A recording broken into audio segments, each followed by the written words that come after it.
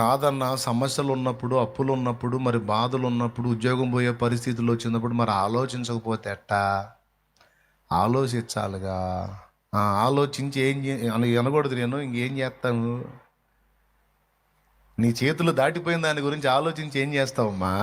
ఏం చేస్తావు నాయనా? ఒక్కటి చెయ్యి, మోకరించి ప్రార్థన చెయ్యి.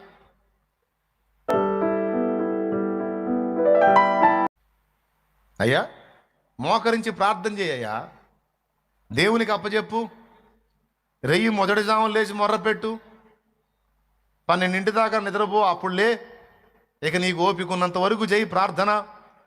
లేకపోతే తెల్లవారుజాము 3 దాకా పండుగ, అక్కడి నుంచి లెగు, నిశ్శబ్ద వేళ మొర్రపెట్టు. లోకమంతా హాయిగా నిద్రపోతున్న వేళ నువ్వు మోకాళ్ళ మీద ఉండి మూలుగు, అంగలార్చు, ప్రార్థన చేయి, దేవునికి అప్పచెప్పు. నువ్వు నిజంగా విశ్వాసం గలవాడువైతే, విశ్వాసం గలదానివైతే, నా దేవుడు సమస్తము సాధ్యపరచగల దేవుడు. ఒక ఉద్యోగం పోయే పరిస్థితి ఉంటే 7 మార్గాల్లో నాకు ఉద్యోగం వచ్చేటట్టు చేయటానికి నా దేవుడు సమర్థుడనే నమ్మకం నీకుంటే దిగులు తీసే, హాయిగా తిను, నిద్రపో.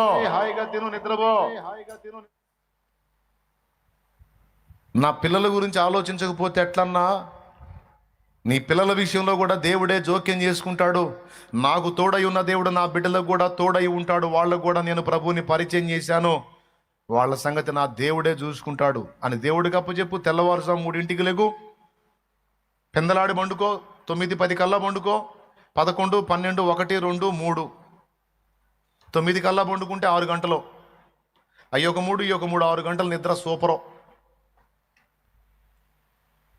మంచిదండి. కనీసం 8 గంటలు నిద్రపోవాలి, కనీసం 6 గంటలు ఓకే అంటాడు. పెందలాడి పండుకో. ఇప్పుడు 9 పండుకునే పరిస్థితి ఉందా? 1 గంట, 1:30, అది కూడా వాచ్కి వెళ్ళి టైం చాలా అయినట్టుందిగా. టైం కాకపోతే ఇంకా చూస్తానే ఉంటారు. నేను చెప్పేది అబద్ధాలా, వాస్తవాలేనా? ఎంతమంది ఒప్పుకుంటారు? చేతులు ఎత్తండి. దేవుడు మిమ్మల్ని దీవించుగాక, నిజాలు ఒప్పుకున్నారు కాబట్టి. సమస్య బాగా తీవ్రంగా ఉందా? లే, తెల్లవారుజాము 3 లే. ఆ జామున మొర్రపెట్టి చూడు ఆన్సర్ సంగతి.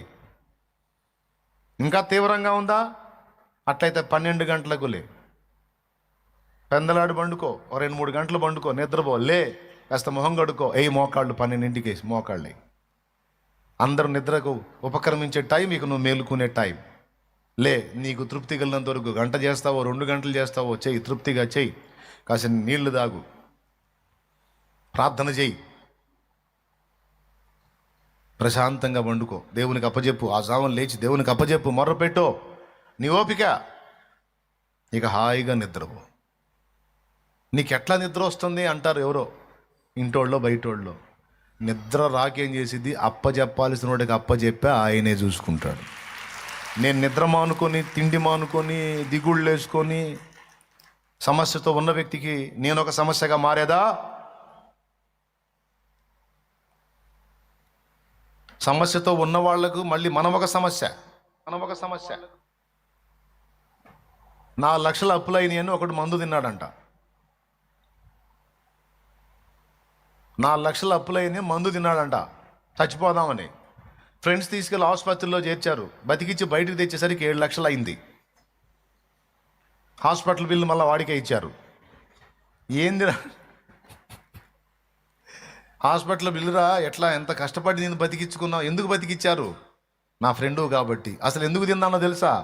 4 లక్షలు అప్పు అయిందని తిన్నాను రా. 7 లక్షలు అప్పు తెచ్చారు, ఇప్పుడు మళ్ళీ తినాలి కదరా నేను అన్నట్టు. దేవునికి స్తోత్రం కలుగును గాక. 4కే వాడు తింటే మళ్ళీ 7 ఆల్రెడీ సమస్యలతో బాధపడుతున్న, సమస్యలే చాలా ఉన్నట్టు మళ్ళీ నువ్వు పేషెంట్ పోయి మళ్ళీ ఇంకా దరిద్రాన్ని పెంచుతావా? దేవుడు నీకు ఆరోగ్యవంతమైన దేహాన్ని ఇచ్చాడు, దాన్ని కాపాడుకోవాలి. అటు దేవుని కొరకు, ఇటు మానవుల కొరకు నువ్వు ఫలించాలంటే దాన్ని హెల్త్ కాపాడు. లేకపోతే ఒక వ్యసనపరుడికి ఏ తీర్పు ఉందో నీకు అదే తీర్పు వచ్చింది. జాగ్రత్త. అర్థమైంది కదా? కాబట్టి వ్యసనాలను విసర్జించాలి, దేహాన్ని పాడు చేసుకునేవి ఏవైనా సరే మానుకోవాలి.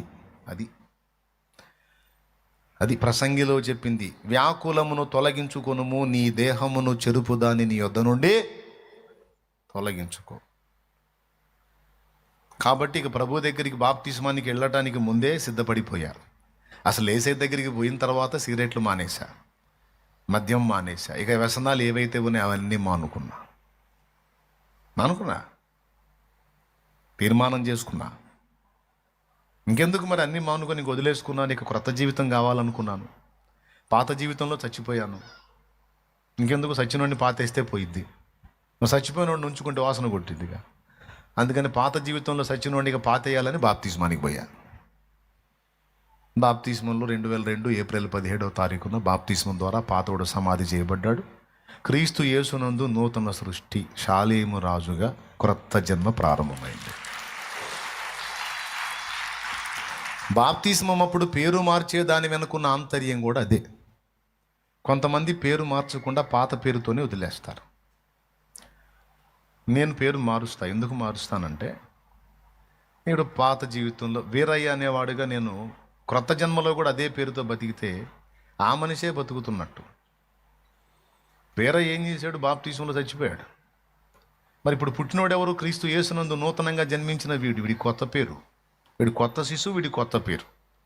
అంతే కదండి. పాతవాడికి కొత్త పేరు పెడతామా?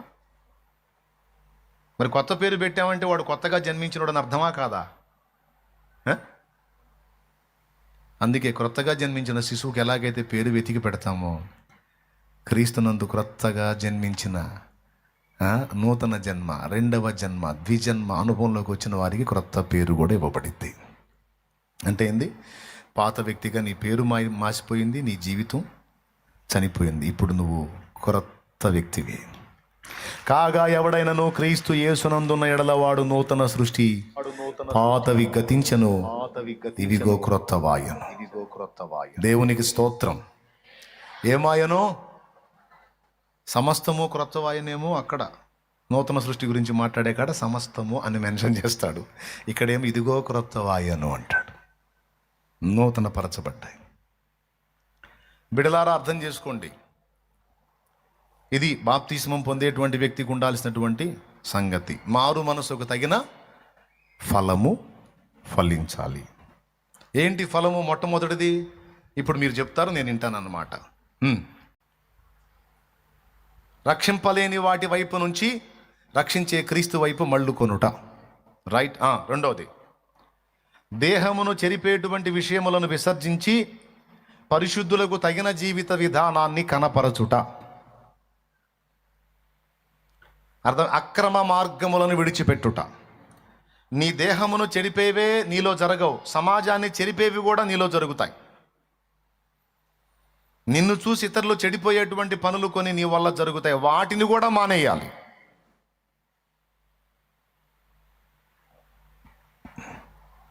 అక్రమ సంబంధాలు, అక్రమ సంపాదనలు విసర్జించాలి.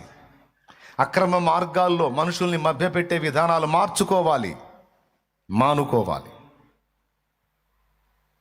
కొంతమంది నాకు మరి రక్షణకు ముందే 2 భార్యలు ఉన్నారు అనే ధర్మ సందేహం మీద వస్తారు. 2 భార్యలను నువ్వు పెండ్లి చేసుకున్నట్లయితే వాళ్ళని విడిచిపెట్టడానికి లేదు. నువ్వు రక్షకుడిని ఎరగలేదు, తెలిసి తెలియని స్థితిలో నువ్వు మరి లోకానుసారతలో చేసుకున్నావు. 2 పెండ్లి భార్యలనుగా స్వీకరించినందున వారిని విడిచిపెట్టడానికి లేదు. వారికి జరపవలసిన ధర్మములు జరపాల్సిందే.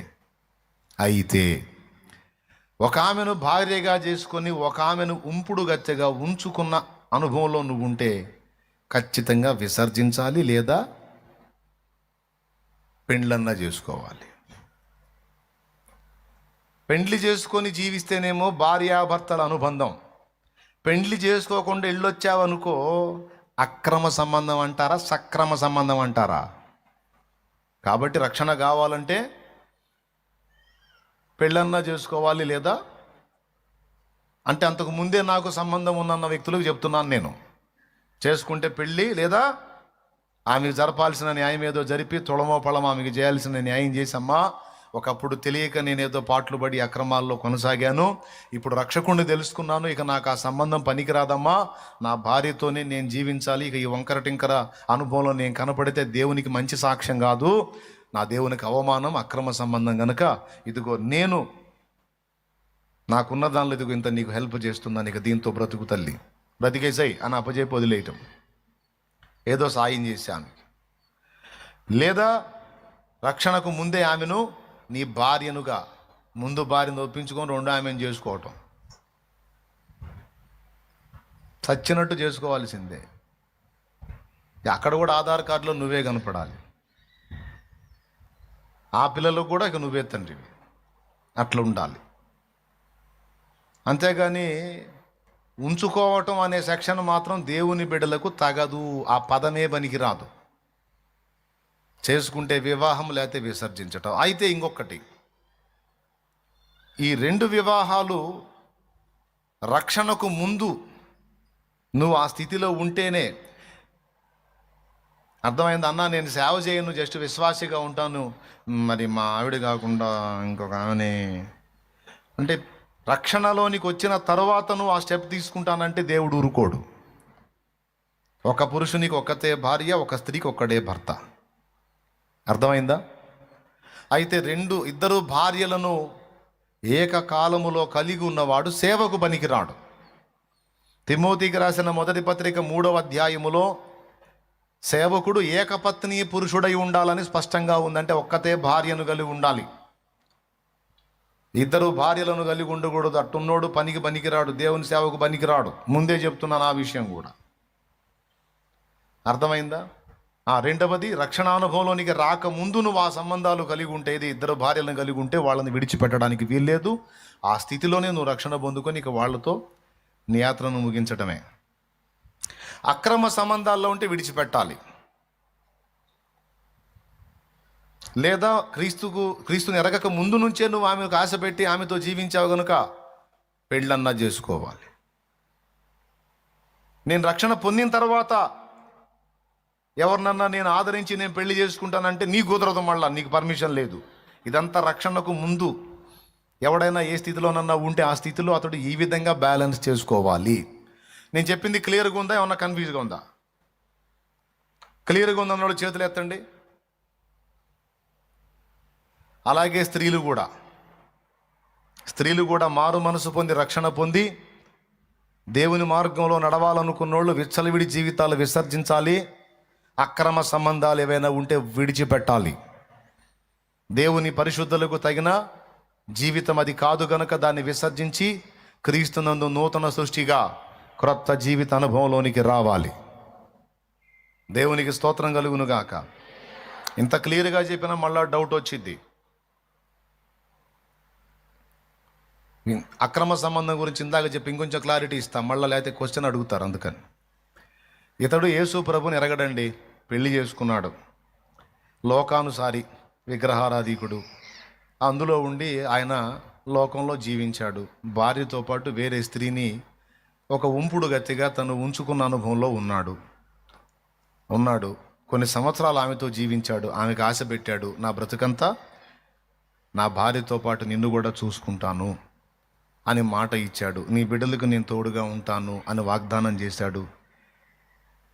ఆ స్త్రీకి ఆ పిల్లలకి ఇద్దరికి భరోసా ఇచ్చాడు. తర్వాత అనుకోని రీతిలో ప్రభువుని తెలుసుకున్న తర్వాత భార్యతో సంబంధం పవిత్రమే కానీ ఆమెతో సంబంధం వాక్యానుసారం కాదని కేసు వచ్చింది. ఇప్పుడు అంటాడు, ఇన్ని సంవత్సరాలు జీవించిన తర్వాత అమ్మాయి నేను దేవుణ్ణి నమ్ముకుంటున్నాను కనుక నిన్ను వదిలేస్తానన్నాడు. మరి ఇన్నాళ్ళు ఇక నువ్వే లోకంగా బ్రతికాను, పిల్లలు కూడా నిన్నే తండ్రిగా స్వీకరించారు, మరి ఇప్పుడు ఈ క్షణాన నన్ను వదిలేస్తానంటే నా గతి ఏమిటి అని ఆమె అడుగుతుంది. ఏ వాగులోనన్నా దూకి ఇక నాకు సంబంధం లేదు వదిలేస్తానంటే ఇన్నాళ్ళు నమ్మించినటువంటి ఆ స్త్రీకి వంచన జరిగినట్టు అయింది. కాబట్టి ఇప్పుడు ఏం చేయాలి? ఒకటి, ఆమెకు తగిన న్యాయం ఏదో చేసి ఆమెను ఆమోదంతో విడిచిపెట్టాలి. లేదా ఖచ్చితంగా ఆమెను కూడా సమాజము గౌరవించున్నట్లు భార్యనుగా స్వీకరించాలి. క్లియర్గా ఉందా? ఇంకేమైనా డౌట్ ఉందా? అది చేసే అందులో ఆ సమస్య ఏదో ఒకటి క్లియర్గా పరిష్కరించుకొని రక్షణకు రావాలి. అంతేగాని అన్న నేను బాప్తీసం తీసుకొని కూడా నేను అందులోనే కొనసాగుతానంటే నీది మారు మనసు కాదు, అది వాక్యానుసారమైన జీవితం కాదు. ఆ విధంగా నువ్వు రక్షణ పొందిన ప్రయోజనం ఉండదు. సరిపోయిందా? ఇంకా అర్థం కాలేదా? స్త్రీలైనా పురుషులైన అక్రమ సంబంధాల విషయంలో జాగ్రత్తగా ఉండాలి. దేవుని బిడ్డగా మారకముందు లోకానుసారిగా ఉన్నప్పుడు ఏదో తిప్పలు పడ్డారు తెలియని స్థితిలో. ఇప్పుడు తెలుసుకున్నారు కనుక మారు మనసు పొంది మారు మనసుకు తగిన ఫలం ఫలించినట్లు తప్పుడు జీవిత విధానాన్ని విడిచిపెట్టాలి. ఇకపోతే మారు మనసుకు తగిన ఫలాల్లో మూడవది, మనం వేసే వేషాల్లో కూడా జాగ్రత్త కలిగి ఉండాలి. పురుషుడైనా స్త్రీ అయినా ఇతరులను ఆకర్షించడానికి రెడీ కావటం అనే ప్రక్రియ విషయంలో మెళకువగా ఉండాలి. మనం పాపం చేయొద్దు, మన వల్ల ఎదుటోళ్ళు పాపంలో పడొద్దు. దైవభక్తి గలవారమని చెప్పుకున్న స్త్రీలకు తగినట్లుగా పురుషులకు తగినట్టుగా స్త్రీలైనా పురుషులైనా దేవుని బిడ్డలై ఉంటే అందుకు తగిన విధంగానే వస్త్రం దగ్గర నుంచి వ్యవహారం దగ్గర నుంచి ప్రతిదీ కలిగి ఉండాలి. దేవునికి స్తోత్రం కలుగును గాక. పెద్దగా చెప్పండి. యేసుక్రీస్తు రక్షణలోనికి వచ్చిన తర్వాత ఎలాంటి అక్రమ సంబంధాల్లోకి వెళ్ళకూడదు. నేను సేవ చేయటం లేదుగా, సేవకుడికి ఇద్దరు పనికిరారు, నేను విశ్వాసినిగా ఏమైందిలే అంటే కుదరదు. తెలియని స్థితిలో చేసి తిని గనుక క్షమించబడి తిని అన్నాడు పౌలు. తెలియక చేసి తిని గనుక క్షమించబడి తిని అన్నాడు. నువ్వు తెలిసి వాక్యం ఎరిగి నువ్వు ఎట్లా అక్రమ సంబంధం పెట్టుకొని ఇంకొక ఆమెతో తిప్పలు పడతావు, ఇంకొక ఆమెను చేసుకుంటావు, వాక్యానుసారం కాదుగా. కాబట్టి రక్షణలోనికి వచ్చిన వాళ్ళు అలాంటి సంబంధాల్లోకి వెళ్ళటం వాక్యానుసారం కాదు కనుక వాటిని విసర్జించాలి. ఇందుకు తిరుగులేదు. అలాగే విగ్రహములకు బలి ఇచ్చిన వాటిని కూడా స్వీకరించకూడదు. ఇదంతా మారు మనసుకు తగిన ఫలంలో భాగాలే. దేవునికి స్తోత్రం కలుగును గాక. తర్వాత దేవుడు చెయ్యొద్దన్నవి మానటం ఇప్పటిదాకా చెప్పుకున్నాం. చెయ్యమన్నవి కొన్ని ఉన్నాయి. కొంతమంది దేవుడు చెయ్యొద్దన్నవి మానుకుంటారు. మానుకొని నా దగ్గరికి ఏ పాపం లేదు, ఏ పాపం లేదు, ఏ పాపం లేదు, నేనేం చేయట్లేదు అని ఆనందపడుతుంటారు. చెయ్యొద్దన్నవి మానుకొని సంకలు ఎగరేస్తున్నావు, సంతోషమే. కానీ చెయ్యమన్నవి చెయ్యలా, అది పాపము అన్నాడు. మేలైనది చెయ్యనెరిగి ఉండియు అలాగూ చెయ్యని వానికి పాపము కలుగును అని ఉంది. ఎక్కడుందో మా వాడు రిఫరెన్స్ చెప్తాడు. యాకోబు పత్రిక 4:17 కాబట్టి మేలైనది చేయనెరిగియు అలాగూ చేయని వానికి పాపము కలుగు. వాళ్ళని తిని నాన్న, వాళ్ళని తిని చూడండి. యాకోబు పత్రిక 4:17 కాబట్టి మేలైనది యాకోబు 4:17 కాబట్టి మేలైనది చేయనెరిగి అలాగూ చేయని వానికి పాపము కలుగును. అది కూడా పాపమేట. నీ పొరుగు వారికి సువార్త చెప్పడం మేలా కీడా? పెద్దగా చెప్పండి.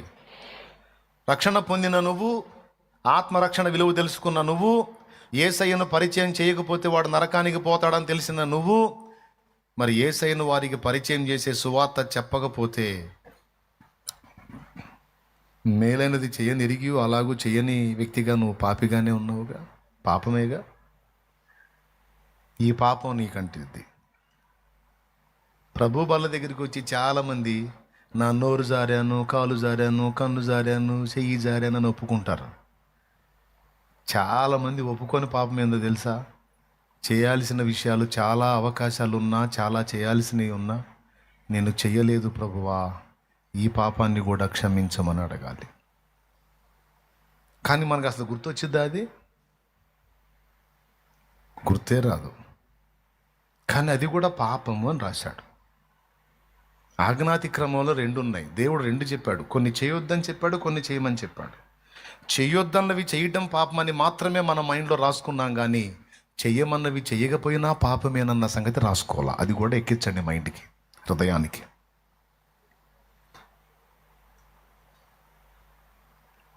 ఇతరులకు యేసును ప్రకటించుట మేలు చేయుట, అది నువ్వు చెయ్యకపోతే పాపము అని రాసుకో. ఇప్పుడు చెప్పండి, సువార్త చెప్పని వాళ్ళకి ఏం కలుగుతుందా? పాస్టర్లకి, విశ్వాసులకి, అందరికి ఏం కలుగుతుంది? నేను చెప్పానా? ఆడుందా? యాకోబు 4:17 బాగా గుర్తుపెట్టుకోండి. బైబిల్ మొదటి పేజీలో రాసుకోండి ఆ రెఫరెన్స్. ఇప్పుడు నేను చెప్పిన మ్యాటర్ నీ బైబిల్ మొదటి పేజీలో రాసుకో. చెయ్యమన్నవి చెయ్యటం, చెయ్యొద్దన్నవి మానటం 2 ఉన్నాయి దేవుని ఆజ్ఞలో. కాబట్టి వద్దన్నయ్య మానుకోవటమే కాదు, దేవుడు చెయ్యమన్నవి చెయ్యకపోతే కూడా పాపమే అని రాసుకో పెద్ద అక్షరాలతో, లేకపోతే నీకు మైండ్లో గుర్తుండదు. దేవునికి స్తోత్రం. భయపడొద్దు అన్నాడు, భయపడితే పాపమే. చింతపడొద్దు, చింత నా మీద వెయ్యి అన్నాడు, వేయకపోతే పాపమే. భయము అనిపిస్తుందా? అంతే. సంతోషంగా ఉండు అన్నాడు, ఉండకపోతే ప్రభువునందు ఆనందించండి, మరలా చెప్పుతాను ఆనందించండి అన్నాడు, ఆనందించకపోతే ఇదేం ఆనందం నాయన, బలంతో పెట్టి ఆనందపడమంటాడు. బలంతో పెట్టి కాదులే, విశ్వాసాన్ని బట్టి చెప్తున్నాడు.